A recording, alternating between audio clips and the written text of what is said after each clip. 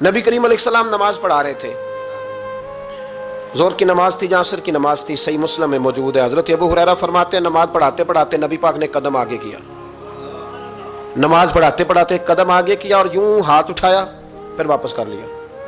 اب نماز پڑھ کے نا تو سلام پھیرا تو صحابہ عرض کرنے لگے یا رسول اللہ صلی اللہ علیہ وسلم وہ نماز میں پیر بھی آگے کیا تو ہاتھ بھی اٹھایا، تو وجہ کیا تھی؟ اب پہلا سوال تو یہ ہے کہ آپ لوگ نماز پڑھ رہے تھے یا حضور کو دیکھ رہے تھے؟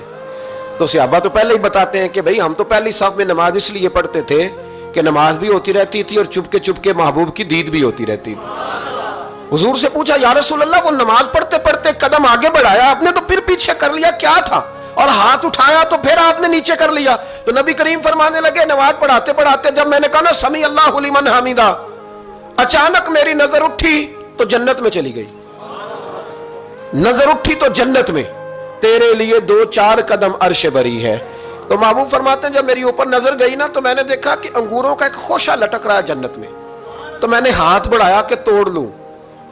حضور کھڑے ہیں مسجد نبوی میں اور فرماتے ہیں کہ میں یہاں کھڑے ہو کے ہاتھ اونچا کروں تو میرا جنت تک پہنچ جاتا ہے۔